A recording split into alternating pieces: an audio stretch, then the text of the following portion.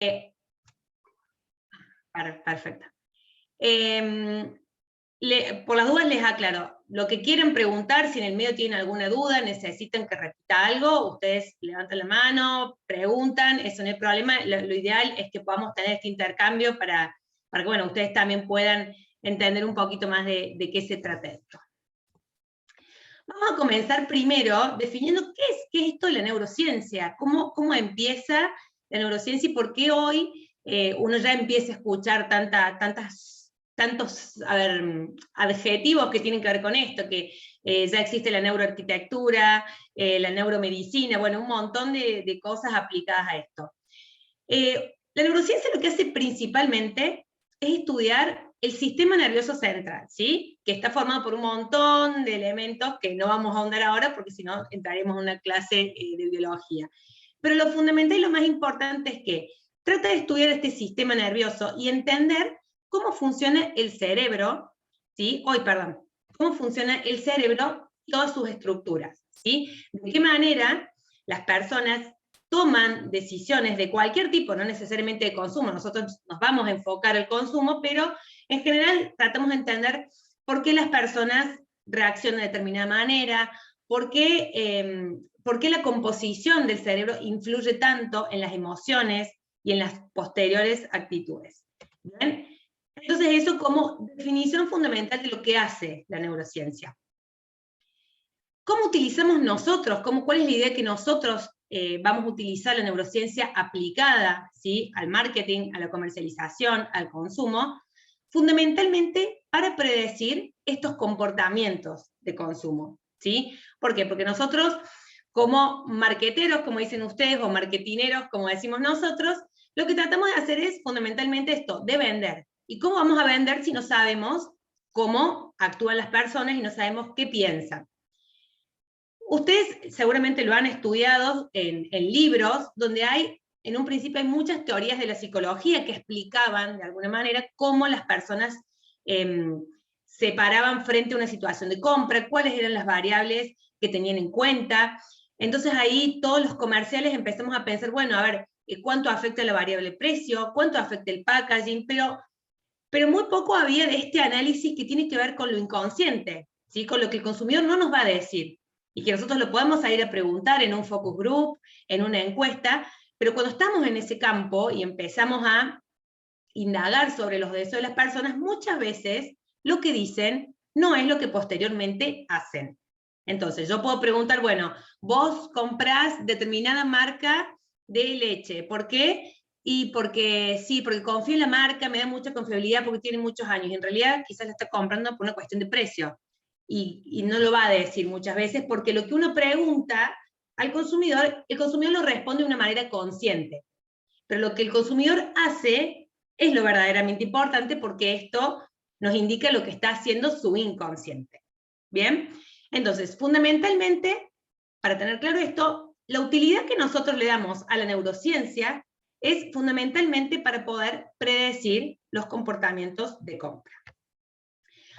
Ahora vamos a entrar un poquito más en lo que tiene que ver con esta composición del cerebro. ¿Cómo está? A grandes rasgos, no se asusten que no vamos a empezar a profundizar mucho en todas estas cuestiones, pero sí entender cómo se compone el cerebro, cuál es su fisiología, a grandes rasgos, para que ustedes lo puedan tener presente y cuando hablemos de neurociencia ustedes ya tengan una idea de qué estamos hablando.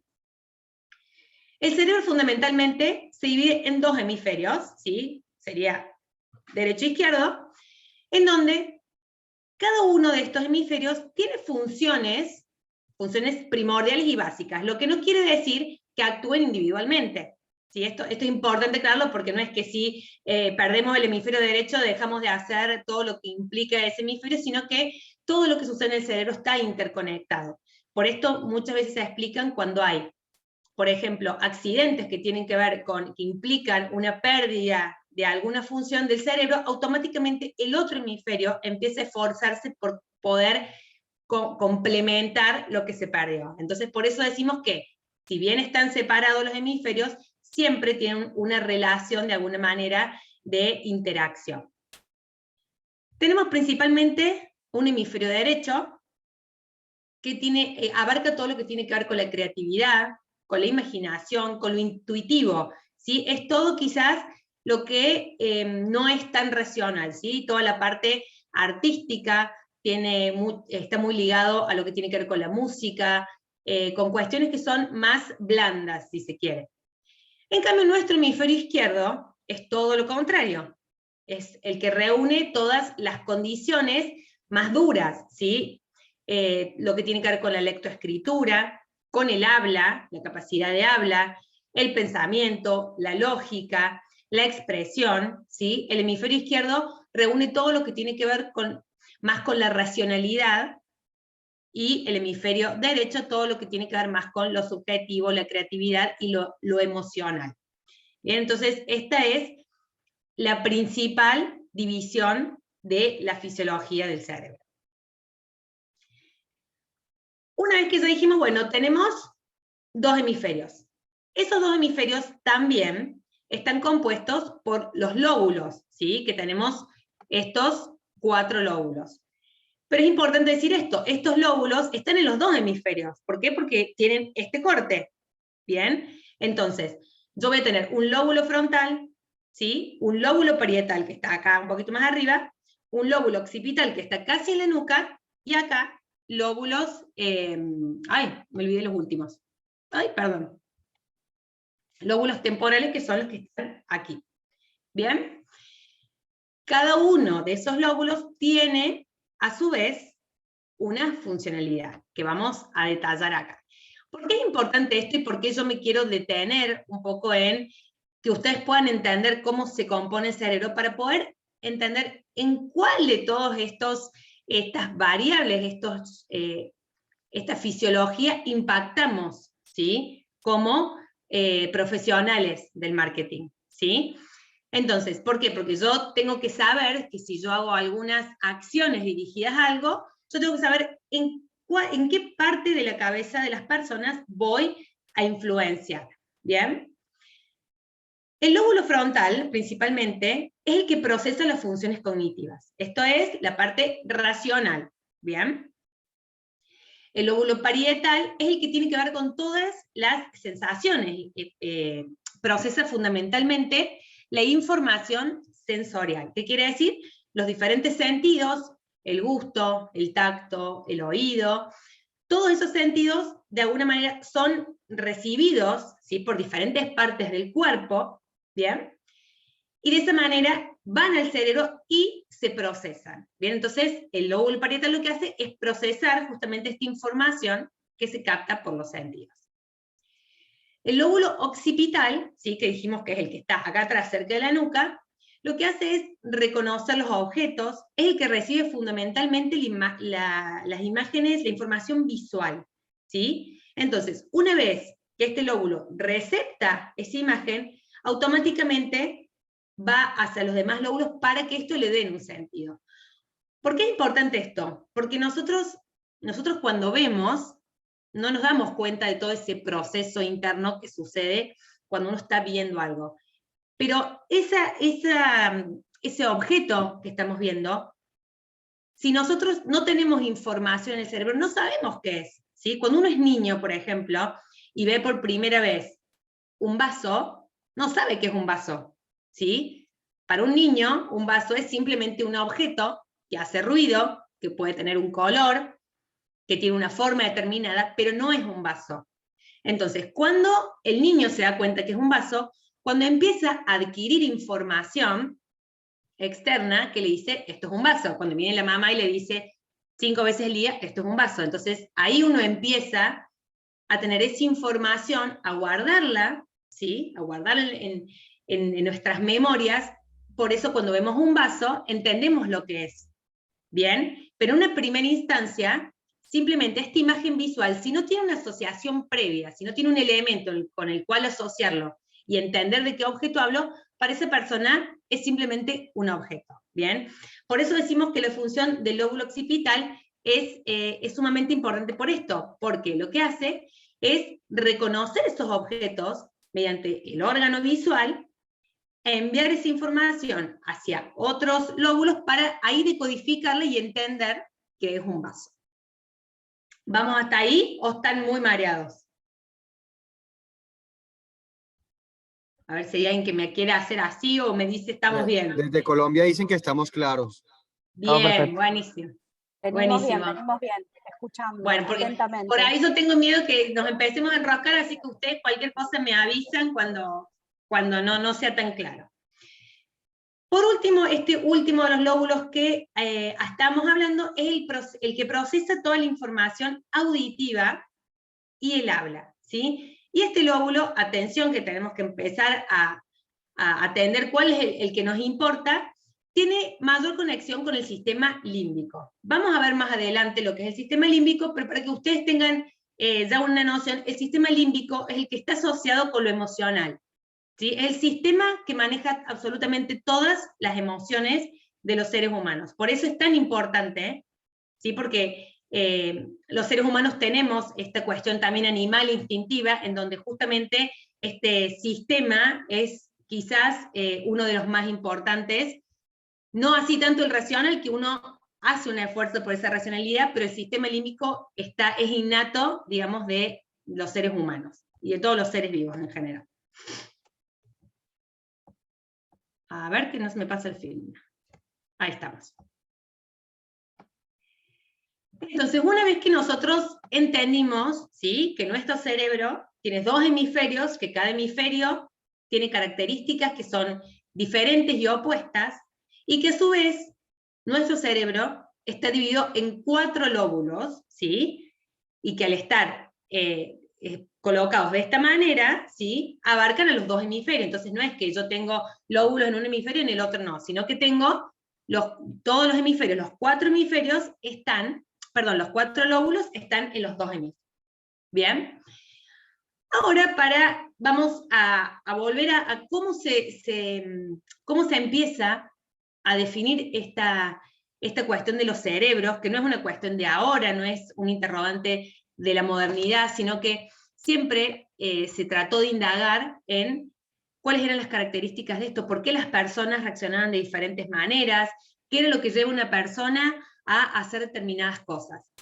Entonces, un gran científico americano que se llama MacLean, ¿sí?, desarrolla esta teoría que aún hoy sigue vigente, que es la teoría de la evolución del cerebro, ¿sí?, o la teoría del cerebro triuno. ¿Por qué triuno? Porque este científico aseguraba que el cerebro tenía como tres etapas, si se quiere, fundamentales, y que unas se iban superponiendo con las otras. ¿Qué es lo importante de esto? Este científico dijo, a ver, las personas, los seres humanos, nacimos en un momento, y a partir de ahí fuimos evolucionando, ¿sí? Y a medida que fuimos evolucionando, se empiezan a desarrollar nuevas partes del cerebro para poder adaptarnos a la vida que tenemos que transcurrir, ¿bien? Entonces, este cerebro triuno, que es de 3 partes, tenía estas características. Primero, y el primero en aparecer de estos 3 cerebros, era el cerebro reptiliano, ¿sí? ¿Qué características tenía este cerebro reptiliano? Era un cerebro que, digamos, lo que necesitaba era sobrevivir, ¿bien? Un cerebro que estaba preparado para satisfacer funciones básicas, ¿sí? Y fundamentalmente la supervivencia. Si hacemos un paralelismo, es un poco el cerebro que manejan los animales, ¿sí?, que tienen, digamos, su instinto los lleva a la preservación, a la reproducción, ¿sí?, a las funciones básicas de comer, de dormir, de la reproducción de la especie, ¿sí? Entonces, este cerebro fundamentalmente lo que trataba era de la preservación, ¿bien? Luego tenemos el cerebro límbico, que es el que les comentaba anteriormente, y que es el cerebro que era el encargado de almacenar todas las emociones, ¿sí? Y de alguna manera recolectar toda la experiencia para poder tomar decisiones, ¿sí? Entonces, hablamos de un cerebro reptiliano en donde podemos, si se quiere, atarlo al hombre prehistórico, ¿sí? Que era como si fuera un animal, que lo único que necesitaba era comer, dormir, respirar, sobrevivir, y salía a cazar para poder asegurarse su supervivencia y se reproducía. ¿Bien? Esa era el estado más básico del ser humano. Un escalón evolutivo más adelante, se empieza a desarrollar este cerebro límbico, que es un cerebro en donde ya Profe, el individuo, sí. perdón, hay una alumna que hizo una pregunta interesante y queremos ver si se la podés responder. El Sí, a ver. reptiliano, el reptiliano, el cerebro reptiliano, ¿es el que usamos cuando estamos en alerta o bajo estrés? Exactamente.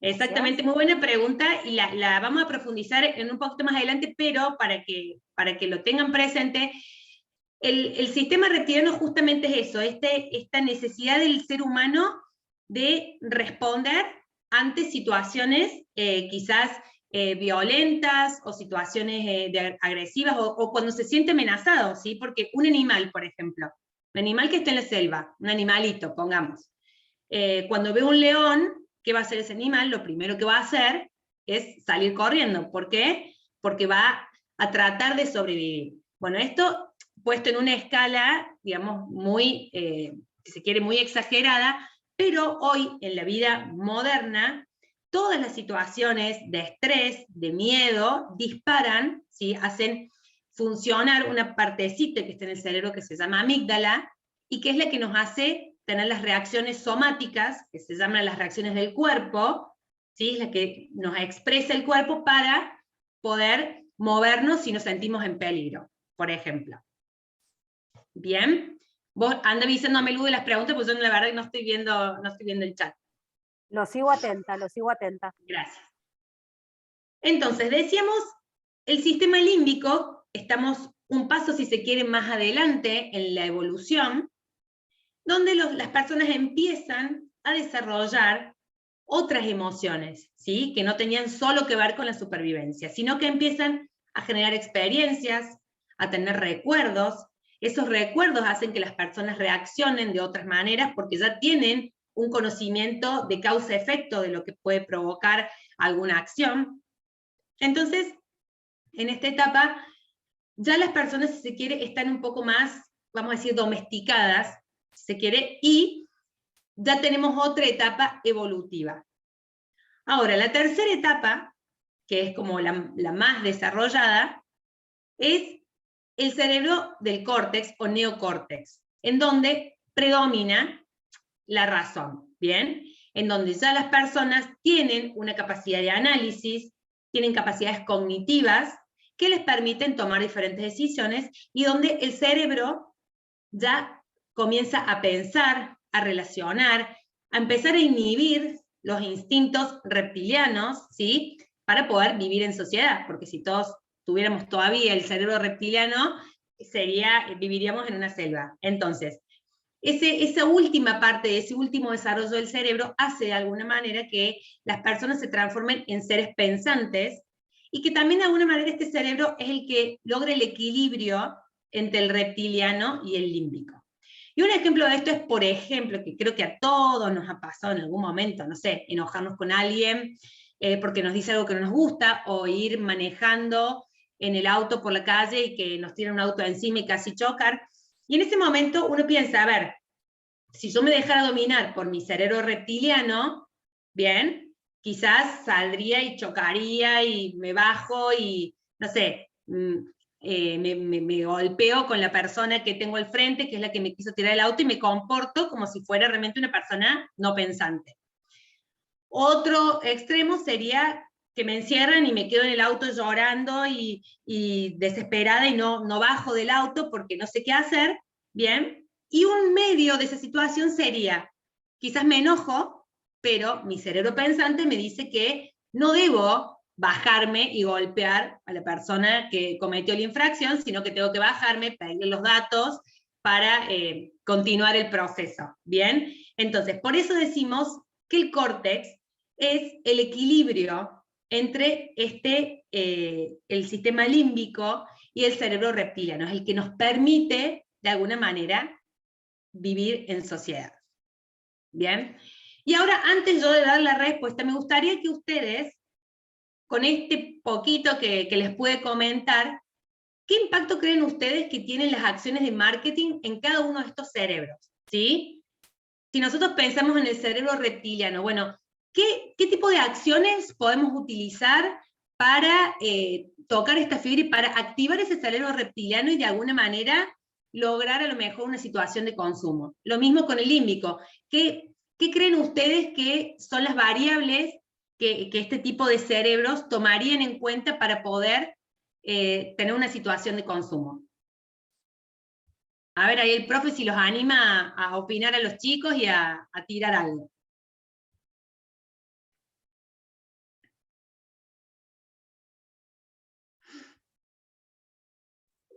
Hola. Sí, Jeremia. Pues el reptiliano, digamos, qué sé yo, digamos, necesidad de ser, bueno, ahí nomás inmediatamente busco cómo satisfacerlo, por ejemplo, una bebida, bueno, no sé, algún energizante, etcétera. En Pero, ese por ejemplo, caso, si vos tuvieras que, pensémoslo así, tuvieras que armar y pensar, bueno, a ver, ¿qué puedo utilizar yo para activar ese cerebro reptiliano y que esta persona compre un producto sin pensarlo tanto? ¿Qué es lo primero que se te ocurre hacer? bueno, puede ser con una publicidad o a la vista, digamos, no sé. Exacto, una publicidad, pero que le muestre Claro, que, o que trate de... claro, por ejemplo, una lata de Pepsi, ejemplo, ¿no? Por lo general siempre está mostrada así como una persona tomándola, ¿entienden? Profe. ¿Sí? ¿Quién me Pero, habla? Ah, Luz. Luciana, no, estoy leyendo Sí. los comentarios y acá Joaquín Cámara con buen acierto menciona usar los sesgos cognitivos, la escasez, la urgencia, la prueba social, los descuentos. María Soledad comenta las acciones tipo llame ya, que se acaba la oferta de inmediato, están relacionadas al reptiliano. Bien, perfecto. Perfecto. Jeremías ahí iba un poco por ahí, está muy bien esto de la utilización de las publicidades. Puntualmente, esto queríamos apuntar, esto de provocar en las personas estas acciones inmediatas, es decir, no tiene que pensar tanto, porque si yo apelo a que la persona piense, estoy apuntando a otro tipo de cuestión. Si yo quiero activar ese cerebro reptiliano, tengo que generar en las personas una sensación de urgencia, de falta, de escasez. ¿Bien? Ahí estoy leyendo también un poco los comentarios. Ahí veo, por ejemplo, me dicen, el cerebro límbico asociarlo con algún recuerdo de lindas vacaciones o de un momento de relax. Bien, en el cerebro límbico también es importante esto, recurrir muchas veces a los recuerdos. Sí, profe, me estabas diciendo algo.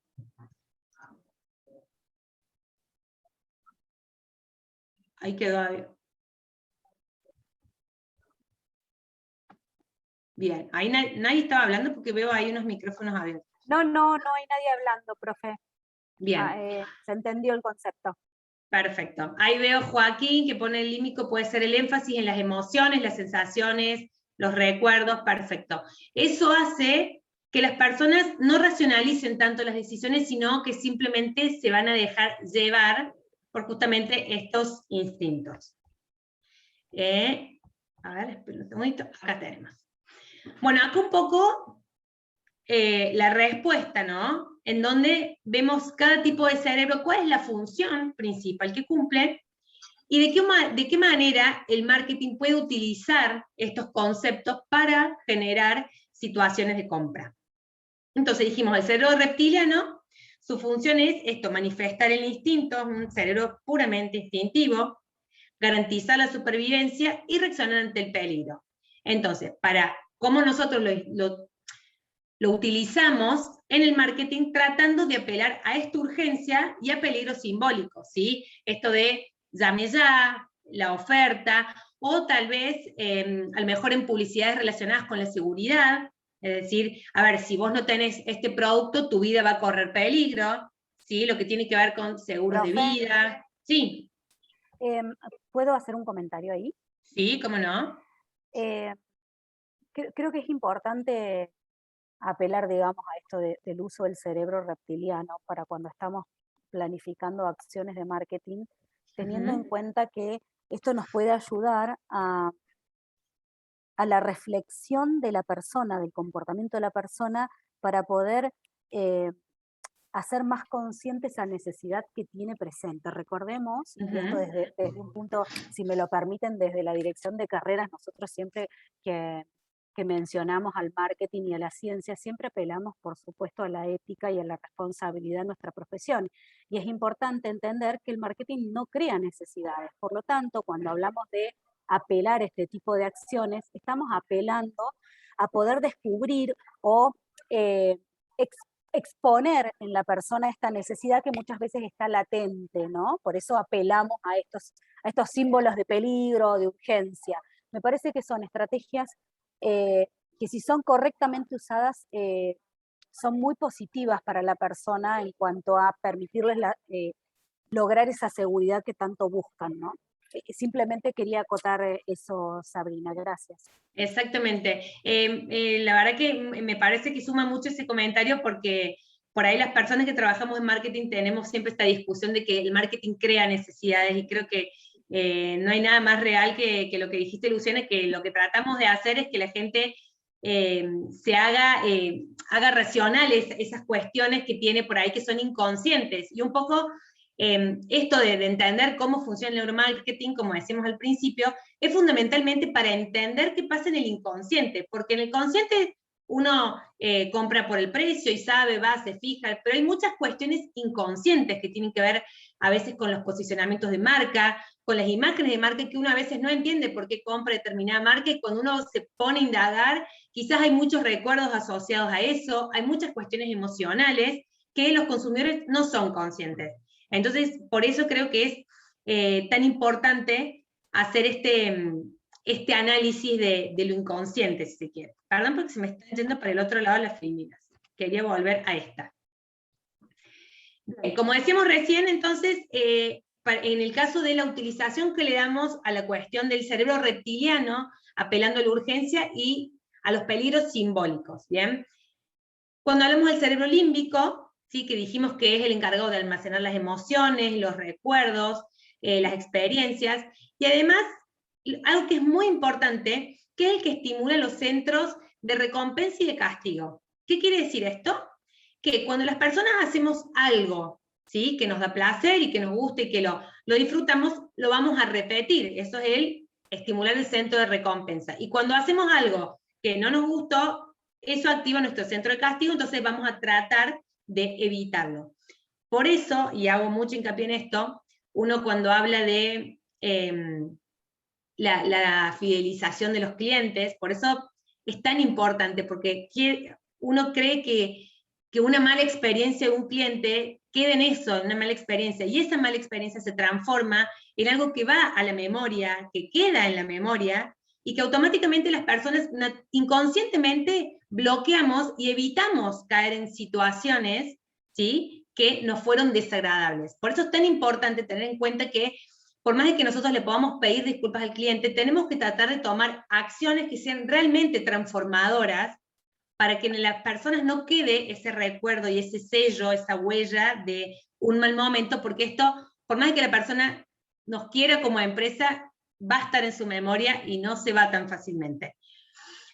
Entonces, ¿cómo utilizamos el marketing en este punto? A través de la memoria emotiva, a través de esto de tratar de repetir situaciones placenteras, ¿sí?, para las personas, estos recuerdos que tenemos a corto y a largo plazo, que hacen que las personas traten de repetir. Un concepto muy importante que a mí me gusta mucho explicarlo es el concepto del ahorro en el cerebro, ¿sí? Las personas, naturalmente, tratan de evitar pensar, ¿sí?, este ahorro de energía cerebral, si se quiere. Entonces, ¿qué pasa? Las personas cuando vamos a comprar, generalmente, quizás a muchos de ustedes les pase, con determinados productos de compras reiterativas, tienden a comprar lo mismo, ¿sí? A lo mejor sin evaluar el precio, sin evaluar si todavía tiene tanta calidad como al principio, simplemente por una cuestión de ahorro energético del cerebro. Entonces, las personas compran lo mismo para no tener que pensar, simplemente para eso.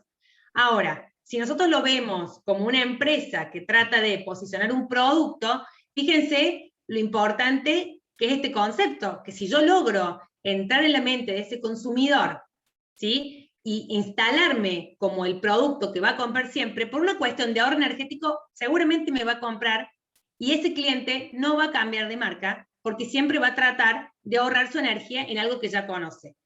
Entonces, esto a modo de que empecemos a entender esto, que muchas veces los clientes no nos compran capaz porque somos los más baratos, o porque los que tenemos el packaging más lindo, o porque, porque es el que encuentra en la despensa de la vuelta. Muchas veces el cliente nos compra porque no quiere pensar y no quiere evaluar otras alternativas, porque inconscientemente está cuidando su reserva de energía. ¿Bien? Y por último, el cerebro, el córtex,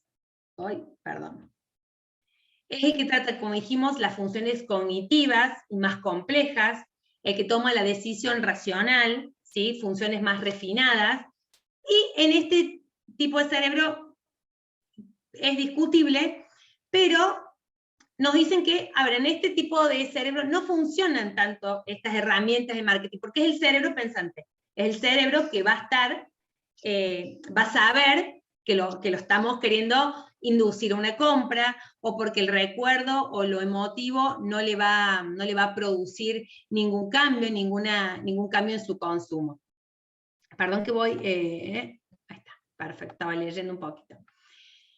Entonces, el punto es, ahí estamos, el punto es que podemos discutir si realmente en el marketing no hay, digamos, no hay una utilización real para el cerebro pensante.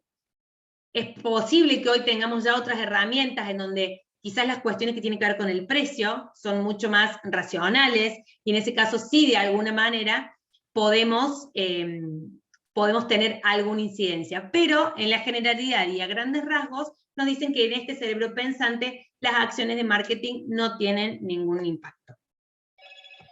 Uy, perdón. Profe, Sí. hago un comentario respecto de esto para que no se malinterprete y se piense que por ser decisiones racionales no aplicarían las técnicas de marketing, y no es lo que acaba de decir la profe.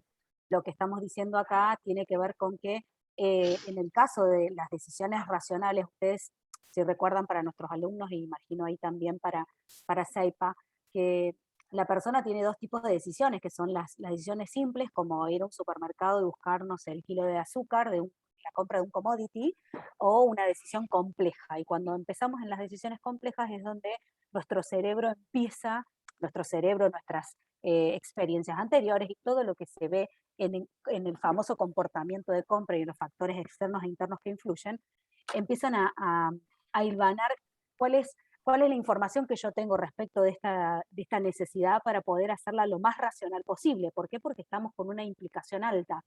La implicación alta es lo que nosotros nos permite justamente tomar decisiones racionales de manera confiable.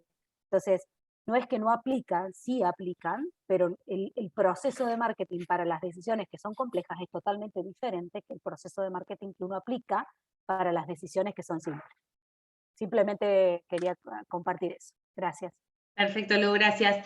Exactamente, en las decisiones racionales, quizás lo que hay es esta conjunción, ¿sí? De las tres. Cuando nosotros vamos a tomar estas decisiones, como dice Luciana, complejas, seguramente en un punto de esta decisión va a estar esta cuestión de, bueno, si es algo que me gusta, si no me gusta, qué recuerdos me trae esto, por qué me lo quiero comprar, porque es un artículo de necesidad básica, o porque me muestra un sentido de pertenencia a algo. Entonces, lo importante es que la racionalidad nunca está aislada, ¿sí? Uno nunca toma decisiones racionales aisladamente y netamente racionales, sino que inevitablemente hay un componente emocional y hay una conjunción de estos tres cerebros para tomar esa decisión final. Perdón, voy a ver alguna pregunta. Ahí veo un aporte de Joaquín que dice, el cliente toma la decisión con el cerebro límbico y el neocórtex busca la justificación de la compra. Sí. Por eso, justamente esto decía que es como un combinado, en donde lo emocional nunca queda afuera de lo racional. Siempre hay un componente emocional porque quizás nadie va a terminar comprando algún producto con el que no se sienta a lo mejor identificado, o no le genere en alguna instancia satisfacción, o esta idea de la saciedad, ¿bien? Ahora, como les decía, me voy a apurar un poquito porque tenemos todavía el trabajito práctico. Nos adentramos en esta parte que les comentaba al principio del sistema límbico, ¿sí? ¿Por qué nos centramos en este sistema? Justamente porque es el que regula los estados emocionales y es el que nosotros vamos a estar asociando para la toma de decisiones. Como decíamos recién, hay una cuestión sí o sí emocional en la toma de decisiones. Entonces, este sistema límbico, vamos a pasar a ver. ¿Por qué se me traba? Ahí estamos. Este sistema límbico está formado por estos tres elementos, ¿sí? El hipotálamo, que acá yo les puse un pequeño dibujito como para que ustedes a grandes rasgos vean dónde está ubicado, ¿sí? El hipotálamo, que es este dibujito, que es el puntito amarillo que está ahí, que lo que hace es regular los estados de ánimo, regular el sueño, los impulsos sexuales. El hipotálamo es lo que está más ligado a la parte endocrina, ¿sí? De las personas, en donde tiene una cercanía con todo lo que tiene que ver con la oxitocina, ¿sí? Con la adrenalina, con estos neurotransmisores que son los que regulan justamente, decíamos, estos estados de ánimo. Entonces, esta es una parte muy importante, ¿sí? Del sistema límbico, porque es el que permite, de alguna manera, entender por qué algo me produce placer, por qué algo me produce furia, por qué algo me produce dolor, y qué es lo que pasa, qué cuestiones se activan en el cerebro de las personas para responder ante determinados estímulos. Por otro lado tenemos el hipocampo, ¿sí? Que su función es la de la generación y la recuperación de los recuerdos, ¿sí? Consolida también el aprendizaje y tiene que ver con todos los procesos que están ligados a la emoción. Lo fundamental y lo más importante del hipocampo es justamente esto, la generación y la recuperación de los recuerdos. Es como esa caja negra que tenemos las personas y que a veces ante algunas situaciones no entendemos por qué hay lugares o personas, olores o determinadas cosas que nos llevan, nos transportan al pasado y que nos generan a lo mejor reacciones positivas o negativas, o nos generan malestar o bienestar. Entonces es ese reservorio que cada tanto cuando tenemos algún estímulo, esto se activa y nos genera alguna sensación o alguna emoción que de alguna manera uno la canaliza por, digamos, en nuestro caso, importante para nosotros, decir, bueno, poder canalizar esa emoción en un acto de compra. Y por último, otro de los elementos que forman parte de este sistema límbico es la amígdala, ¿sí? Que es lo que hacía referencia la compañera hace un ratito, en donde es este también puntito chiquitito que está cerca del encéfalo, en la parte baja de la cabeza, y que es la clave para la supervivencia, ¿sí? Es lo que decíamos recién, que en este cerebro reptiliano es lo que se activaba, ¿sí? Más rápidamente. Entonces, por eso las personas salían a cazar, a comer, no tenían racionalidad, sino que lo que querían era sobrevivir, y para sobrevivir había que matar un mono y comérselo, no había posibilidades de pensamiento. ¿Por qué? Porque la amígdala es lo que dispara, ¿sí? Es lo que dispara esa sensación de alerta, es decir, algo me va a pasar. Y es lo que hoy nos pasa quizás cuando estamos ante situaciones de peligro, cuando a lo mejor, no sé, estamos en una calle oscura, solos, a las 3 de la mañana, y de repente sentimos que alguien nos está siguiendo. Automáticamente nuestro cerebro va a pensar, estoy en peligro, y va a atinar o a correr, o a agarrar a esa persona a lo mejor con un palo, y quizás no iba a pasar nada malo, pero digamos, nuestros recuerdos ancestrales, ¿sí? Nos indican que eso es una alerta, ¿bien? Que estamos en una situación de peligro. Y a partir de ahí, lo que tratamos de hacer es resolver, es sobrevivir sobre todo, ¿bien?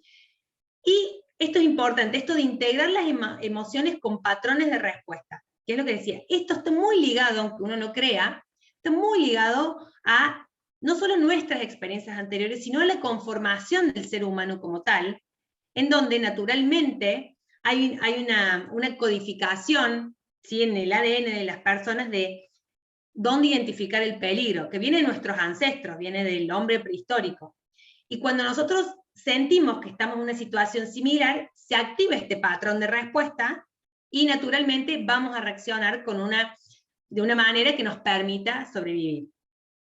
Esta amígdala también, como les decía al principio, lo que hace es generar la expresión somática de la emoción. Cuando hablamos de la expresión somática, hablamos de esto, de la expresión corporal, de cómo nosotros le trasladamos al cuerpo esta señal de emergencia, cómo el cerebro le dice al cuerpo, estás en peligro, y el cuerpo ¿qué hace? Manda la señal a donde la tiene que mandar, a las piernas, en uno de los casos, para salir corriendo, o a los brazos para pegar a una persona que nos agreda. Entonces, esas cosas que uno no se da cuenta a veces de dónde sale, o cuando dice, no sé, me quisieron robar y agarré la cartera con una fuerza que no sé dónde la saqué. Bueno, eso es la activación de la amígdala. Es decir, la respuesta somática es el movimiento. Cuando yo me siento en peligro, ¿sí?, a mí me va a indicar el cuerpo, me va a indicar, o sea, la cabeza le dice a los músculos, movete porque estás en peligro. Y ahí es donde se realiza la respuesta somática. Entonces, este sistema límbico, por eso decía, es de los más importantes para las personas que nos dedicamos a lo comercial, ¿sí? Porque es lo que tenemos que aprender a codificar y a leer y a entender por qué las personas reaccionan ante determinados estímulos y por qué no reaccionan con otros. No sé si hay alguna pregunta en el chat.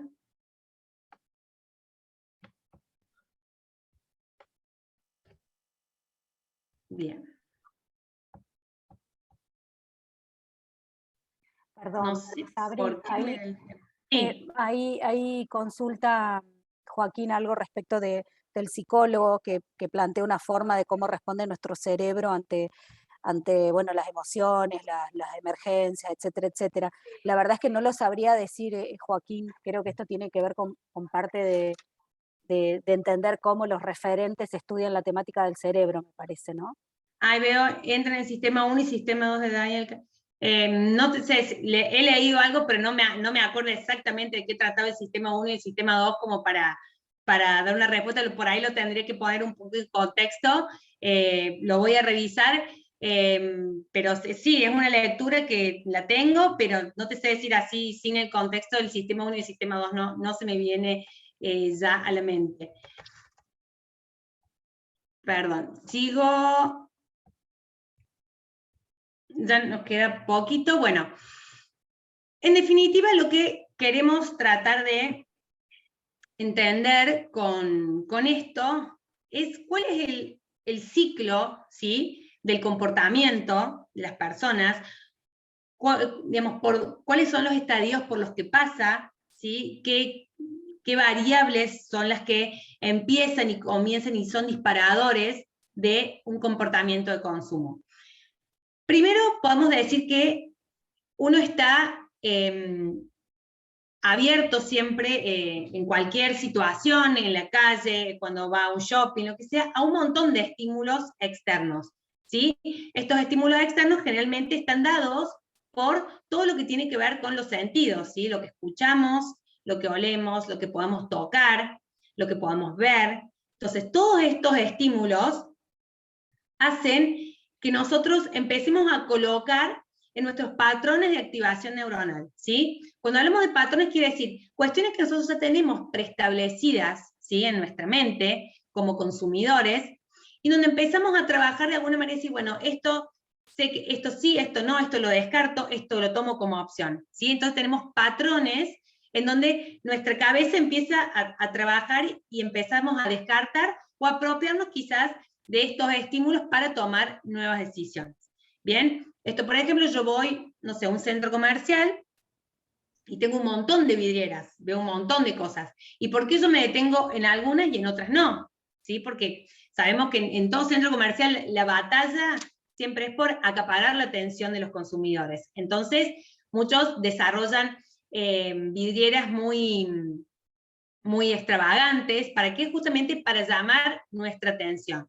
Pero cada uno va a responder a estos estímulos de una manera distinta. No quiere decir que por tener la mejor vidriera del centro comercial, todo el mundo va a querer comprar ahí, porque hay personas, ¿sí?, que a través de sus patrones de activación tienen otras preferencias. Entonces, a lo mejor, lo que a mí me llama mucho la atención en una vidriera o escaparate, a otros les puede resultar indiferente. ¿Bien? Lo que sí es común a todos es que todas nuestra recepción siempre va a pasar por este tamiz de lo que nosotros ya sabemos que de alguna manera cómo nos vamos comportando, si soy una persona o si voy a comprar algún tipo de producto del que ya tengo alguna noción, si soy una persona que se fija mucho en el precio y no me importa la calidad, o al revés. Bien, hago todo ese tamiz. Luego toda esta información la voy a procesar también y la voy a pasar por los estímulos internos, ¿sí? En donde los estímulos internos tienen que ver fundamentalmente, ¿sí?, con la experiencia, con toda la experiencia que yo tengo de compras anteriores, de situaciones de compra, o experiencias que he tenido con la marca, o con productos de otra marca, pero que son sustitutos, etc. Entonces, vean todo el camino que tiene que hacer una persona para poder tomar una decisión de consumo. Y no solo eso, porque una vez que yo lo pase por el tamiz interno de mis experiencias y de un montón de cuestiones que tengo que ir resolviendo y comparando a ver si me conviene, no tengo que pasar todavía por la corteza cerebral, que es la que en definitiva muchas veces me va a decir, sí, cómpratelo, o no te lo compro, o no lo necesitas, o es muy caro, o bien. Entonces en ese último tramo es donde la corteza cerebral nos da el sí o el no. No siempre pasa, porque sabemos muy bien que las compras por impulso generalmente no pasan este tamiz de la corteza cerebral ni de lo racional, sino que simplemente nos dejamos llevar por todas estas sensaciones, por estos estímulos, y obviamos esa parte de racionalidad. ¿Bien? Pero después de hacer todo este camino, eso nos va a dar como resultado un comportamiento de compra, ¿sí? Una situación de consumo en donde ese mismo resultado que vamos a obtener de esa situación de consumo también va a servir para retroalimentar y empezar a formar parte de estos estímulos internos. Si tuve una buena experiencia, eso va a ser positivo porque probablemente pueda repetir la compra. Si tuve una mala experiencia, eso también va a ir al lugar de mi estímulo interno para decirme no lo vuelvas a comprar. ¿Hasta ahí? ¿Vamos bien? Sí, profe, venimos bien. Bueno.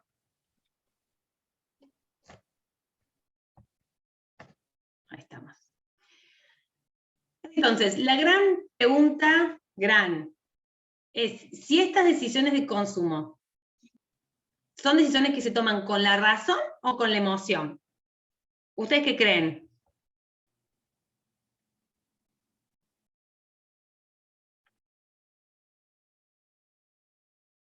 Estoy leyendo los chats ahora.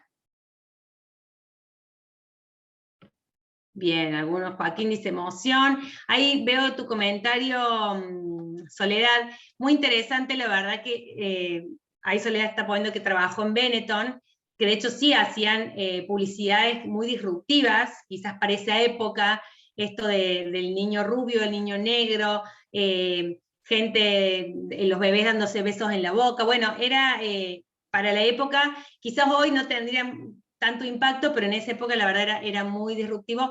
Y también esto que decís vos, que a pesar de esa publicidad tan disruptiva, la marca y digamos, el producto que vendían era bastante clásico. Entonces ahí había como una mezcla de ambas cosas. Emoción a las dos, ambas. Bien. Esta es la discusión. Sí, Virginia. Sí, yo digo que para mí, tipo, cuando es una compra así, bueno, muchas veces es más por emoción, pero a la vez cuando empezamos a usar la razón es donde entra, digamos, el marketing a decir, bueno, ¿cómo vamos a poder convertir esto, digamos, para que sea una reacción de emoción y que haga la compra? Y bueno, y ahí es, por ejemplo, cuando no sé, tipo carritos abandonados, te mandan un mail diciendo, ¿estás seguro de que no lo querés comprar, digamos, o por qué no continúas la compra? Ujú. Bueno, nada, eso Perfecto, quería decir. Virginia. Perfecto, muchas gracias por el aporte. Y es muy real. A ver, creo que diste en ese punto en la tecla en que el desafío de las personas que hacemos marketing es tratar de que el componente emocional sea tan fuerte que lo racional se vea quizás un poquito, sí, digamos, minimizado, ¿sí? Porque a veces, dependiendo obviamente de los productos que vendamos, pero a veces vendemos productos que son muy estándar, que no tenemos a lo mejor en el producto en sí mismo posibilidades de mucha diferenciación, entonces sí tenemos que diferenciarnos por otras cuestiones, ¿sí? Entonces ahí es donde podemos empezar a trabajar con esta cuestión de la emocionalidad para lograr un posicionamiento, para poder diferenciarnos a través quizás del servicio o de otras prestaciones que tenga el producto, no tanto en su funcionalidad, sino si no tenemos la posibilidad. Pero creo que, como en líneas generales todos más o menos respondieron lo mismo, que digamos, es necesario de ambas, ¿sí? Quizás a nosotros por ahí nos conviene un poco más que sea más emocional, ¿sí? Porque lo racional por ahí, cuando las compras empiezan a ser muy racionales, y ahí hay que hacer un trabajo como mucho más profundo, pero creo que siempre las compras tienen algo, el consumo tiene algo de emocional y tiene algo de racional, no puede estar uno sin lo otro. La racionalidad tarde o temprano va a llegar cuando hacemos compras emocionales, muchas veces llegamos a casa y decimos, uy, la verdad que no sé si me hacía falta, che, me parece que no lo tendría que haber comprado. La racionalidad llega en algún momento, pero creo que lo importante es poder destacar todos estos atributos emocionales y tratar de llegar a esta emocionalidad de los consumidores para poder captar la atención, para poder lograr mayor fidelización. Pero más o menos todos dieron en la tecla. Entonces, como para cerrar, lo importante es recordar cuáles son los desafíos del marketing, ¿sí? Una vez que nosotros podemos reconocer esta nueva herramienta que tenemos hoy, que es la neurociencia, y que a través de ella se generan muchas herramientas concretas que tienen que ver con la medición de estas emociones, que es, podemos hablar del electroencefalograma, que muestra el movimiento neuronal, el eye tracking, que permite ver dónde las personas fijan su atención, o la respuesta galvánica, ¿sí? Que mide, por ejemplo, cuestiones, por ejemplo, con la transpiración de las manos, cómo se comporta el cuerpo ante determinadas situaciones. Entonces, hoy tenemos muchas herramientas para poder ir midiendo estas respuestas del consumidor ante los diferentes estímulos y poder entender, bueno, cuáles son los estímulos que más funcionan o que debemos descartar. Entonces, los desafíos que tenemos como personas comerciales y de marketing es sobre todo generar productos que tengan impacto en las emociones. ¿Sí? Los productos que no puedan impactar de alguna manera en las personas, generando recuerdos, generando sensaciones placenteras, naturalmente van a tender a desaparecer, porque hoy los consumidores no solamente están buscando un producto puntual para satisfacer una necesidad, hoy están buscando mucho más que eso. Hoy están buscando experiencias, hoy están buscando sentirse partícipes muchas veces de las marcas, están buscando sentir pertenencia, ¿sí? No sentir que son un cliente más, sino que son el cliente. Entonces es muy importante entender que el impacto emocional en la venta y en el producto hoy es sumamente importante. Lograr esta implicación emocional, como les decía recién, entre el consumidor y la marca y el producto, que se sienta parte, ¿sí? Que forme parte de este producto. Hay muchas campañas publicitarias que utilizan a los mismos consumidores para hacer sus publicidades, para generar esta sensación de cercanía con el cliente que dice, bueno, a ver, vos sos mi cliente y vos estás en mi publicidad porque sos un cliente que yo te valoro. Y sobre todo, poder generar emociones a través de los sentidos, ¿sí? Y a veces no podemos, a lo mejor, generar estas emociones con el producto en sí mismo, pero sí con todo su entorno.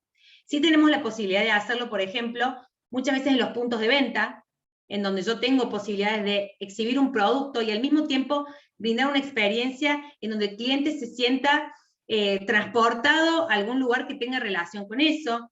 Eso lo hago mediante la iluminación, la decoración, la música, la calidez del lugar. Si ustedes se ponen a pensar, por ejemplo, hay muchos lugares, por lo menos en Argentina, no sé en Colombia, pero seguramente sí, por ejemplo, locales de ropa que venden toda ropa para, no sé, adolescentes, que hacen surf o que hacen skate. Si ustedes se van hoy a esos locales, medianamente todos tienen la misma estética. Son locales que generalmente son oscuros, con techos muy altos, con música de moda, con ropa colorida. Entonces, eso hace que el cliente que va, el consumidor, se sienta de alguna manera en un ambiente que lo invita, ¿sí? Que lo invita a estar, que lo invita a permanecer, y con esa permanencia también genera más posibilidades de compra. Como para ir cerrando, el objetivo de esta charla era un poco darles a conocer estas nuevas herramientas que existen, cómo funciona esto que nosotros tantas veces estudiamos de la emocionalidad, de la importancia de generarle experiencias a los clientes, y que todo esto tiene un trasfondo y tiene un estudio y tiene un eje que es el cerebro, y que a veces nosotros mismos como consumidores, por más que estudiemos mucho del comportamiento del consumidor, como consumidores no nos damos cuenta que muchas veces reproducimos todas estas cuestiones, y que es importante conocer por dónde y qué camino recorren los consumidores hasta llegar a la decisión de compra. Así que bueno, espero que les haya gustado, les haya resultado interesante. Ahora tenemos un trabajo práctico que estimo que muchos ya lo deben haber leído, otros no. No sé si Lu, ¿pudiste compartir el link? A ver, perdón. Profe, por aquí sí todos tuvieron la oportunidad de leer el caso ya. Perfecto. Los alumnos de siglo, entiendo que se los deben haber mandado en el chat al link. No sé si lo tienen. A ver, voy a revisar a ver si está. Ahí está. En el chat, ahí dejó Luciana. Se los vuelvo, a ver si se los puedo volver a copiar. Uy, me voy a enchufar, perdón.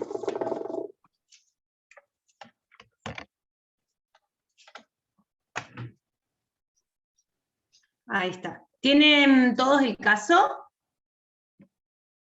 Bueno, muchas gracias a los que están escribiendo por el chat, que les resultó muy interesante.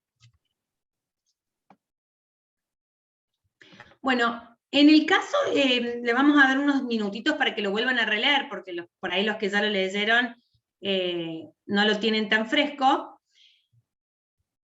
Es un caso, ¿sí?, de una empresa, como todos habrán visto, una panificadora, que se encuentra con algunos tipos de problemas, cuenta cómo se desarrolló, cómo fueron sus comienzos, cómo fue su crecimiento, y los problemas que se plantean, y qué posible solución nosotros le podemos dar como especialistas en marketing, y después de haber escuchado esta pequeña clase, que yo creo que no les va a costar mucho resolverlo.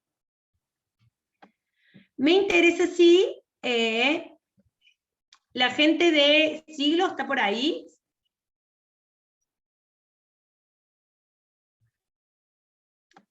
Ahí estamos, bien. Candela, ¿pudiste encontrar el link, chicos? Jeremías, Joaquín creo que también.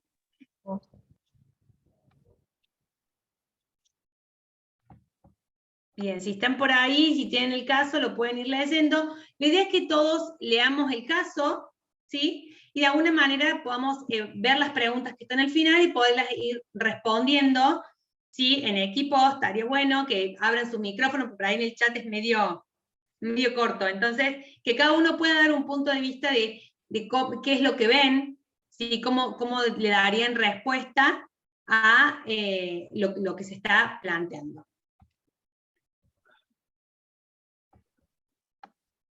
Les vamos a dar, son las y 12, unos 10 minutitos para que lo puedan releer y leer las preguntas y apuntar a lo mejor los principales conceptos.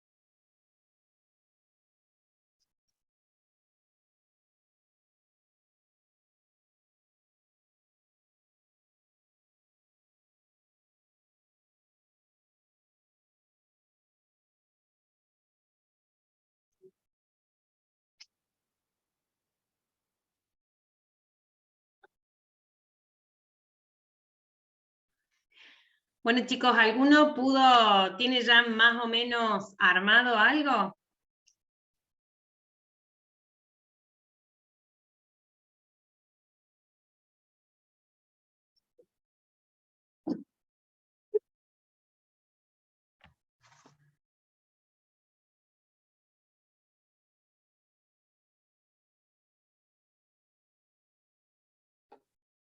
¿Alguien quiere empezar? ¿Alguien quiere romper el hielo? A ver, ¿cómo vieron la primer pregunta? Que no tiene mucho que ver con neurociencia, pero me pareció interesante ya que estamos en un contexto internacional, poder de alguna manera ver cómo podrían ustedes, cómo se imaginan implementar la internacionalización de este producto que la gente de Rotel no se animó a hacer. ¿Qué se imaginan que es lo primero o lo más importante que deberíamos hacer como profesionales de marketing para poder internacionalizar un producto? La centralidad de su producto. Okay. Ay, perdón que escucho un poquito cortado. Hola, Carlita, para que lo escuche. Eso y los nichos de mercado. Dale, sí, explícalo. Si quieres hacer yo el frente cualquier que te vea, no te da pena. Bueno, ahora Ay, no escucho mucho ruido y no entiendo bien. Buenos días. Ahí un poco. Debe tener claro su innovación del producto, su sostenibilidad y su nicho de mercado. No, escucho. Estás en el aula, ¿no? Igual no te van a ver, tranquilo. Si te da pena que te vean, no te van a ver. Pero allá está el micrófono para que lo escuchen mejor. Ya con calma. Porque no, se escucha como que retumbo y no termino de entender. A ver, vamos de vuelta. Primero que todo debe tener claro su estrategia de sostenibilidad de su producto y su nicho de mercado. Uh-huh. En ese caso, él tomó el nicho de mercado como ya él hizo varios, o sea, hizo su producto y en su primera venta no tuvo éxito, cogió y creó su propio nicho de mercado con los compañeros de trabajo. Uh-huh. Los postres a las tiendas de las calles y no pudo venderlos todos, o sea, y el nicho de mercado que él tomó fue, o sea, coger el pastel y partirlo en pedazos y repartirlos a las tiendas para que así lo vendiera, y así fue llamando su clientela, y eso fue uno de los primeros nichos de mercado que tuvo en cuenta. Bien. Ahora, si tuviéramos que analizar, bien, después de la experiencia que él tuvo, de que encontró el nicho de mercado, y ahora cuando la empresa empieza a crecer y empieza a tener una nueva competencia, dice, bueno, a ver, tengo que empezar a hacer algo distinto, deciden ven esta posibilidad de internacionalizarse, ¿sí? ¿Qué sería lo que primero deberían hacer?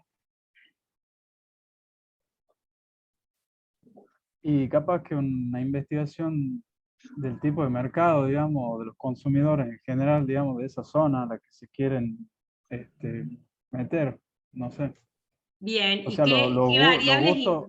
los gustos de la sociedad en general, o sea, porque no voy a ir con un producto argentino de por sí y meterme en la empresa, a distribuir, por ejemplo, en Colombia, qué sé yo. Capaz que los gustos de esas personas no se adaptan en general.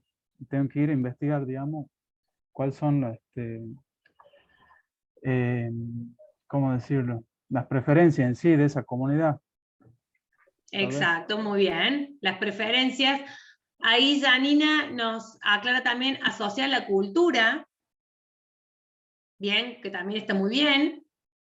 Porque, a ver, es un poco lo que decía Jeremías. Primero, bueno, saber a dónde, a qué mercado voy a ir. Bien. Y después ver qué características tiene ese mercado, porque si bien no necesariamente el producto tal cual yo lo vendo o yo lo comercializo, tiene que ir exactamente igual, en el caso de hacerlo internacional, sí puedo de golpe generarle algún tipo de modificación también, en donde yo pueda de alguna manera tocar estos aspectos culturales, bien, que ahí menciona Janina, tocar estos aspectos culturales para que también ese nuevo mercado se sienta de alguna manera identificado. Bien. Hacer productos que estén relacionados a los sabores típicos del lugar, ¿sí?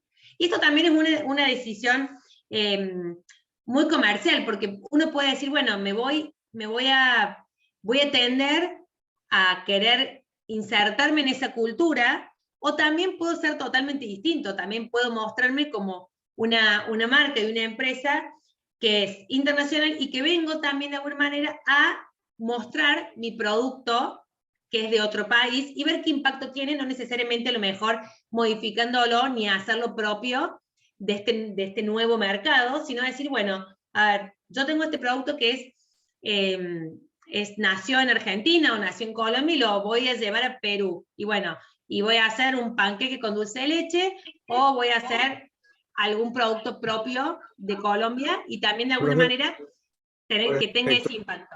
Sí. Que ha funcionado muy bien el caso de los taquis, que es un producto mexicano. Los taquis, sí, ni me lo digas, que estoy buscando taquis acá en Argentina y no hay por ningún lado. Mis hijos no hacen más que pedirme taquis. Exactamente. Muy buen ejemplo. A eso apunto cuando decimos esto de no necesariamente voy a modificar mi producto, sino que también puedo entrar con mi producto tal cual es y generar ese impacto que tiene lo multicultural. Muy bueno el ejemplo de los taquis. Mira, no lo tenía presente, pero es un furor el tema de los taquis acá en Argentina. Gracias.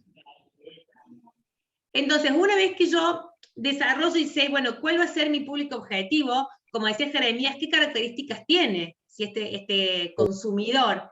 También entender de qué manera y cómo, con qué frecuencia se consume este producto. Eso en general lo tengo que hacer para todos. Si este señor hubiera hecho ese análisis quizás apenas empezó, a lo mejor se hubiera ahorrado el primer bochazo, si se quiere, de haber puesto un producto que nadie había comprado. Pero muchas veces esto en la práctica sucede un poco prueba y error. Sí, Nicolás. No sé si querías decir algo. Tengo ahí como el micrófono abierto. Bien, por otro lado, a ver, vamos a otra de las preguntas. ¿Qué variables pudieron identificar de las que vimos? ¿Cuáles pudieron identificar en el caso?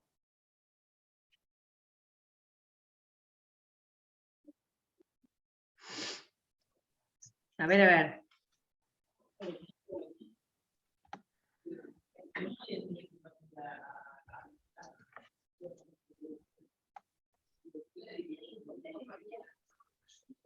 A ver, ¿alguien pudo identificar alguna variable? ¿El uso de alguna de las variables que estuvimos viendo recién?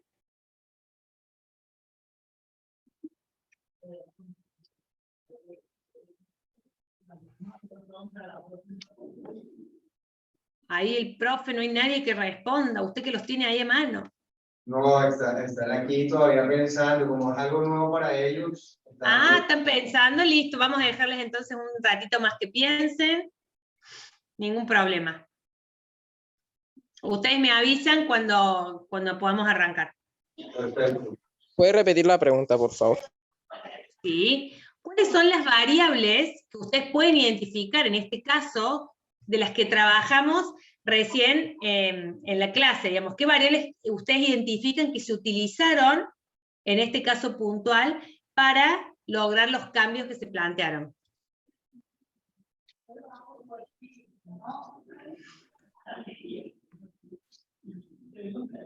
Las vimos sobre todo cuando hablábamos de los 3 tipos de cerebro, cuál era la función que tenían cada uno de ellos, cuáles eran las posibilidades que tenía, que nos daba el marketing para poder accionar en cuanto a estos cerebros. Dale, responde. Dale. Porque tuvieron la emoción que yo te dije, ¿eh? No la bonificación, ¿eh? No te escuchan. Ya. ¿Me hablan a mí? Ahí está, ahora sí, ya está. Bien, a ver, cuéntenme.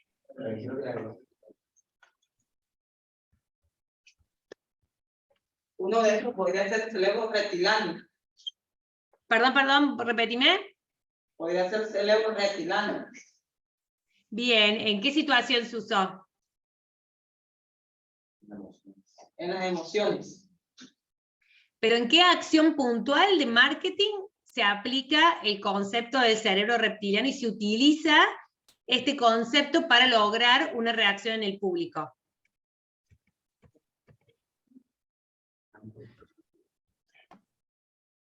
Hay una partecita donde explica una acción de marketing puntual que se hizo, que fue muy exitosa y que justamente aplicaba a este concepto de alguna manera, enfocarse en esta... Gaby, en dale. este... Sí. Gaby, dale. Ah, están hablando entre ustedes. Cuando se hizo la experiencia porque el producto hacía que los padres le inculcaran a sus hijos de que eso a ellos les creaba cierta emoción cuando eran niños. Bien, pero paréntesis. Esa acción puntual no tiene que ver con la utilización del cerebro reptiliano, sino con otro. Recordemos que el cerebro reptiliano ustedes asocienlo a una cuestión humana básica, ¿sí? Al hombre en su máxima expresión cavernícola, si se quiere. ¿Bien? Entonces, ese cerebro reptiliano es el que reaccionaba ante esta cuestión de la escasez, del peligro. Ese es el cerebro reptiliano. Disculpe, Sí. pienso yo que más bien sería como cuando trataron de llamar la atención del segmento infantil, ya que ellos como que causan efecto en ellos, ya sea por el empaque de la envoltura, que juegan, como que ellos pensaban que el empaque no tenía mucha atracción, ya que parecía un patito viejo. Entonces ellos quisieron como cambiar eso, hacer un impacto en ese segmento infantil para llamar la atención de ellos, ya que por medio de ellos es que los padres, teniendo en cuenta su opinión, compran la necesidad que ellos tengan. Bien, pero ¿eso con qué tipo de cerebro lo estaríamos asociando? Con el cerebro reptiliano. ¿Con él? El cerebro reptiliano. No. Ahí hay una persona que contestó correctamente en el chat. Porque el cerebro reptiliano no es el que se encarga de las conductas impulsivas.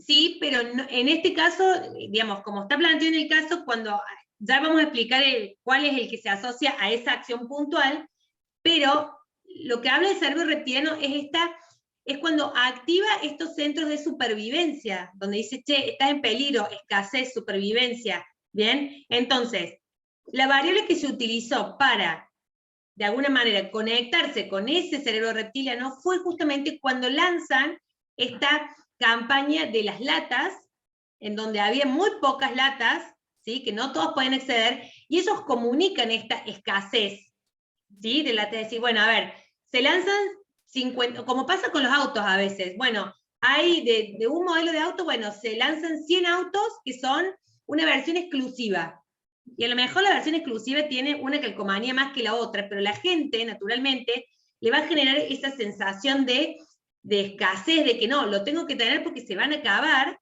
y ahí es donde se activa esto del cerebro reptiliano, ¿sí? Esto de la supervivencia, es decir, tengo que conseguir esto porque se va a acabar.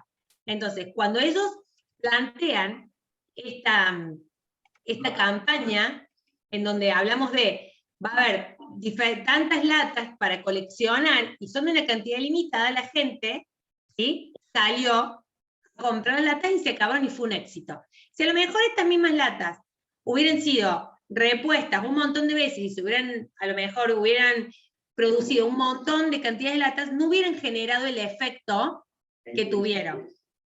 ¿Se entiende? Consulta. Sí. Yo por la duda no llegué a terminar de leer el trabajo, el texto, pero ¿qué sería, por ejemplo, en el caso, yo sé que Red Bull hizo una campaña en marketing, arrojando varias latas vacías, digamos, del producto, digamos, en distintos tipos de contenedor de basura, y así la gente iba y creía, este producto se está usando un montón. O sea, yo lo que tengo que hacer ahí debe ser tratar de probarlo y consumirlo, digamos. O sea, que entraba a la vista, digamos, ese tipo de estrategia, digamos, que han utilizado. Como que decía que es el producto más vendido, por lo tanto yo tengo que ir y también, a ver, consumirlo. Bien, eso yo no diría que tiene que ver con la escasez, porque creo que así hubiera generado, hubiera utilizado esta herramienta, si hubieran generado esta sensación de, bueno, la escasez de que el producto no va a haber. Creo que esto tiene más que ver con una cuestión de pertenencia, decir, che, todo el mundo está utilizando, todo el mundo está probando este producto, todo el mundo lo consume, ¿cómo yo no lo voy a consumir? Si todo el mundo lo hace. Tiene que ver, me parece, más con ligar la marca a un sentido de pertenencia de a lo mejor un segmento en particular, o decir, bueno, toda la provincia está loca con esta bebida y bueno, la tengo que probar. No generen quizás ese sentimiento de escasez o de peligro, sino de querer pertenecer y querer formar parte, a lo mejor, de un determinado fenómeno. ¿Se entiende? Sí, sí. Claro, yo lo que iba a decir es que forman parte de esa, ¿cómo se llama? Parte del cerebro esa que vincula. De la amígdala. Exacto. Bien. Para que ustedes tengan claro, el concepto de la amígdala es lo que, a ver, lo que a ustedes les genera, por ejemplo, cuando, no sé, van a rendir un final y les va mal. Bien, esa sensación, esa que a lo mejor les agarra como una angustia o ganas de llorar o ganas de romper todo porque estuvieron 10 días, ese es como un instinto que tiene que ver con lo animal, ¿sí? Con algo que no tiene racionalidad, ¿sí? Por eso lo ponemos en este ejemplo de las latas, por ejemplo, decir, bueno, a ver, salieron 50.000 latas al mercado y la gente salió a comprarlas como loca, y la realidad es que nadie necesita una lata para vivir, digamos, una lata de galletas, no es un elemento de primera necesidad, ¿sí? Pero sí empezó a generar esto, bueno, pero la quiero tener porque sé que no hay, si voy mañana no hay. Es lo que pasa muchas veces que a veces son estrategias puntuales, por ejemplo, no sé si allá en Colombia pasa, no sé cómo están con el tema del mundial y el álbum y las figuritas, pero acá la verdad que en Argentina es un tema que se habla en los noticieros, el tema de la escasez de las figuritas, ¿bien? No sé si allá les pasa también o no. No, aquí no se han agotado, ¿cierto? No, aquí todavía no se han agotado ni hay escasez, ni se ha hablado de escasez. Claro, bueno, acá por ejemplo, uno quiere salir a comprar figuritas y no hay, y de repente encontrás figuritas y te las venden al doble del valor, porque no hay. Entonces es como que se genera eso, de que todo el mundo sale a comprar figuritas y todos los chicos desesperados por las figuritas, y la realidad es que quizás tranquilamente no tengo la certeza, digo, pero podría ser tranquilamente una estrategia, ¿sí? Que también permite que uno pueda vender, el que tiene las figuritas la vende al precio que quiere, porque no se consiguen. Entonces, y yo les puedo decir que acá la amígdala actúa porque mis hijos todos los días me piden las figuritas y cuando les digo que no las consigo no me creen y se ponen como locos porque no hay figuritas.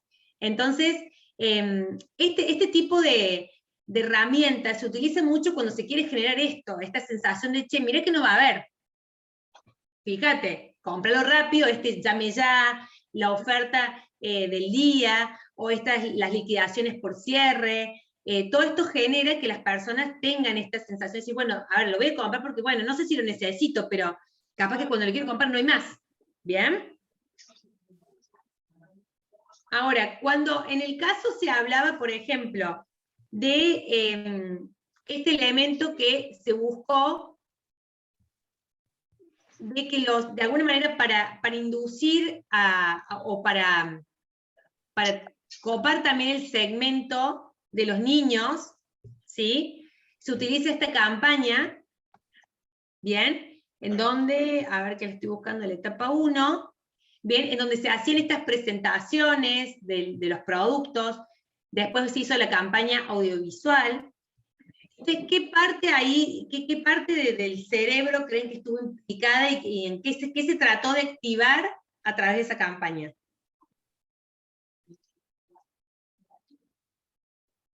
Muchos lo dijeron, lo dijeron, digamos, para el reptiliano que no era, pero muchos justificaron esta campaña ahora en qué parte del cerebro fundamentalmente está anclada? A la emocional, ¿no?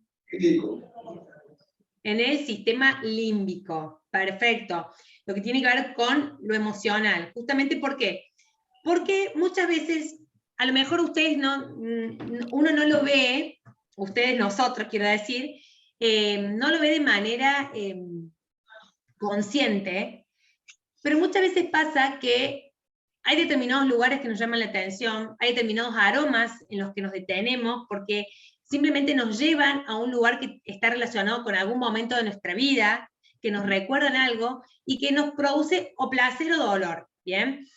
Por ejemplo, si uno pasa caminando por una, no sé, una panificadora, una panadería, como le decimos acá, y sentimos el aroma del pan recién hecho, las medias lunas, pasteles, determinadas cuestiones, y automáticamente uno huele, y a mí, por ejemplo, me transporta cuando era chica, y mi mamá me hacía una torta en mi casa, y ese solo recuerdo me hace posicionar en un lugar donde digo, bueno, voy a comprarle esto a mis hijos, o porque quiero que prueben algo que yo comía cuando era chica, o simplemente ese recuerdo, o ese aroma a mí me llevó a un lugar y a un momento lindo de mi vida que quiero volver a vivenciar, y a lo mejor, y bueno, me como este alfajor porque me hace acordar cuando era chica. Entonces, esa es la manera en la que trabaja el sistema límbico, en donde lo que hace es permitir esto, permitir que las personas viajen a través del tiempo con los recuerdos y que traten de conectar esa parte emocional, ¿sí?, para inducirlos a la compra. Por ejemplo, lo que hacen muchas marcas, por ejemplo, sí, perdón. Nada. Lo que hacen muchas marcas, por ejemplo, la marca, se me viene ahora a la mente Puma o Adidas, donde empezaron a volver a vender diseños quizás de los años 80, de los 90, diseños que después se discontinuaron con el tiempo porque se fueron modernizando los modelos y demás cuestiones, pero hubo un momento que hicieron, por ejemplo, la marca Puma. ¿Conocen allá la marca Puma deportiva? Sí, claro. Bueno, la marca Puma lo que hizo fue hizo como una cápsula vintage, ¿sí?, en donde comercializaban los productos y los servicios, los productos que tenían que ver con una época determinada, ¿sí?, con unas zapatillas que se vendían en los años 90, que estuvieron muy de moda. Entonces muchas personas de golpe las hacían, digamos, para adultos y para niños. Entonces muchos entraron en ese juego de decir, ay, miren las zapatillas que yo tenía cuando era chica, y se las compraron a los hijos, o se las volvían a comprar por ellos mismos, porque eran las zapatillas que habían usado toda su adolescencia, y de golpe las veían de nuevo, y sí, las tengo que tener, eran mis zapatillas favoritas. Entonces, esas cosas que a veces uno conscientemente no ve que están hechas a propósito, lo que hacen es justamente apelar a todo lo que tiene que ver con estas cuestiones emocionales, y poder de alguna manera tocar esas fibras en los consumidores para poder realizar nuevas compras. ¿Bien? Ustedes ahora, por ejemplo, ¿qué herramientas se les ocurren que podrían utilizar en cuanto al segmento infantil, ¿sí?, para poder posicionar estos productos?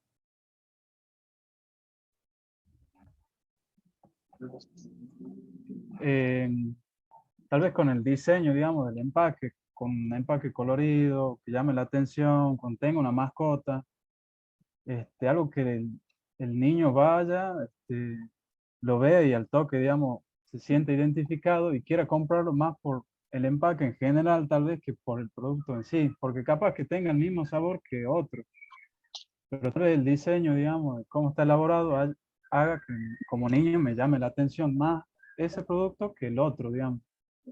Bien, perfecto. ¿Alguien más con otra opinión? Otra podría ser como que en las publicidades, por medio de la televisión, las caricaturas. Utilizan caricatura, el producto, la imagen del producto animado, jugando como con los sabores, que mostrando, mira este sabor, la caricatura jugando, bailando. Muchas veces se ven en las publicidades, por ejemplo, con Gansito, que muestran al pato como que deslizándose, jugando sobre los sabores, si es de chocolate, como en un mar de chocolate, Y eso hace que el niño le llame la atención y quiera eso, porque lo llama y se le mete por los ojos. Y él dice, papi, quiero eso, lo necesito. Como que no lo necesita, pero lo quiere por el diseño que le llama la atención y él quiere tener eso en sus manos. Ese puede ser una de las formas como de llamar la atención al niño. Bien, y ahora, porque esto es muy interesante cuando hablamos de productos que tengan que ver con esta diferencia entre el consumidor, ¿sí?, y el usuario, el que compra, el que lo usa, el que lo paga, que hay diferentes roles dentro de los perfiles de consumidor. Pero justamente en el caso de los niños, es como que hay un doble trabajo, porque los niños, en definitiva, son los que van a usar el producto, pero no son los que lo compran. Entonces, en estos casos, hay que tener también como esa, digamos, esa doble medida de decir, bueno, hasta qué punto yo voy a enfocar todas mis acciones para que el niño me elija, si en definitiva el decisor de la compra no va a ser el niño, sino el padre. Entonces, ahí es donde hay que hacer como un equilibrio, ¿sí?, en estas decisiones de marketing, para poder primero captar la atención del niño para que el niño diga, mamá, papá, quiero esto.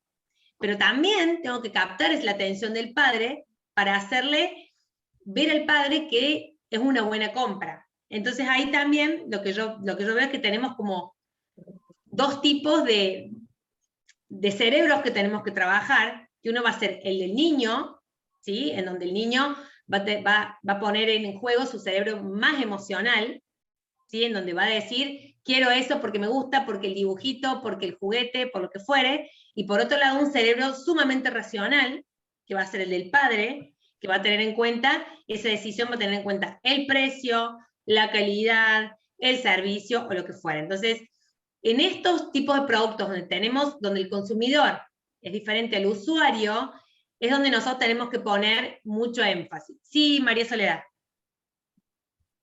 Perdón, estaba muteada. Buenos días, buenas tardes, ya no sé. Si bien yo tengo 45 años, con lo cual digo, en la época de los 80, 90, una historia bastante interesante respecto a lo que estás mencionando, pero yo hoy, por ejemplo, usaría mucho la parte digital, interacción con realidad aumentada, cosas que a los niños modernos les llame mucho la atención.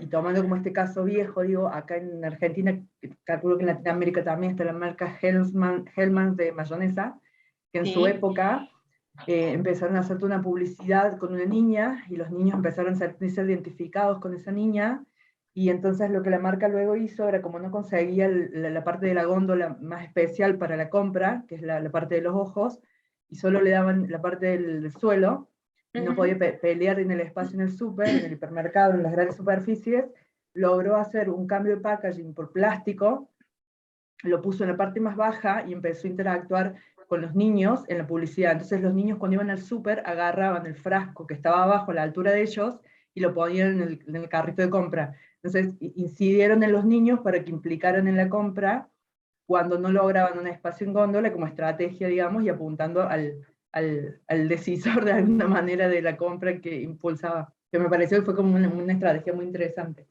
Excelente, sí, la verdad, Soledad, muchas gracias por el ejemplo, porque la verdad, sumamente interesante. Ustedes, en este ejemplo que nos dio Soledad, podemos ver cómo las marcas y los marketineros tienen que ir ideando diferentes estrategias para poder llegar. Entonces empieza a hacer esta prueba de, bueno, voy por los chicos, voy por los grandes, ¿por dónde trato de captar la atención? Porque si nos podemos pensar, la mayonesa quizás no es un producto típico de consumo de niños.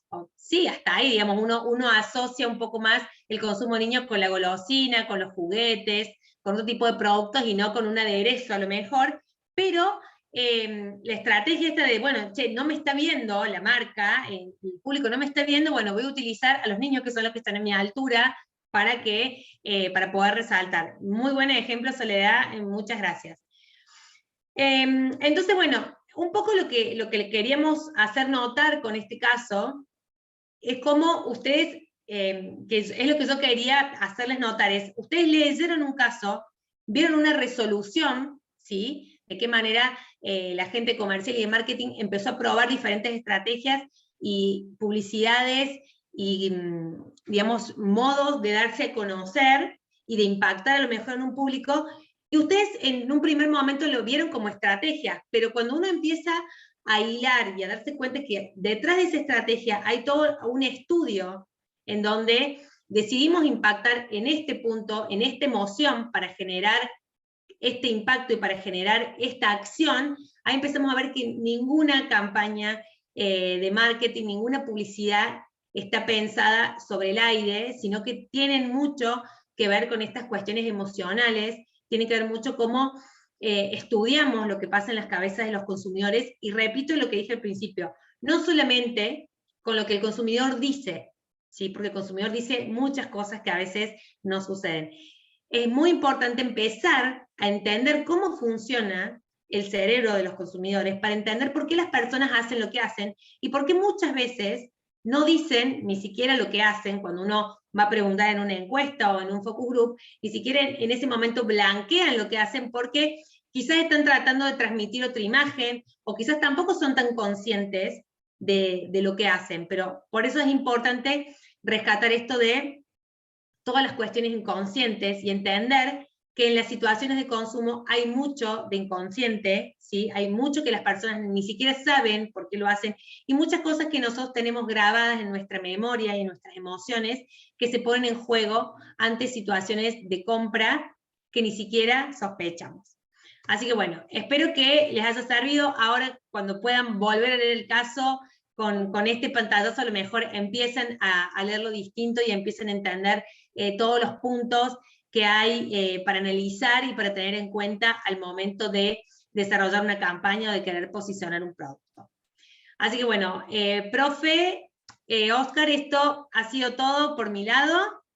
Muy agradecida de ustedes, del público que me escuchó tan atentamente, sobre todo también de su participación, que es sumamente importante porque es donde salen los mejores ejemplos, y la interacción la verdad que hace que esto sea bastante dinámico y rico para todos. Así que muchas gracias de mi parte. Muchas gracias. Mía, un gusto. Por el espacio y por el encuentro y por todo lo que nos compartiste. Y un saludo a todos los estudiantes de Argentina, cuídense mucho, y tú también, profe, que estés muy bien, muchas gracias.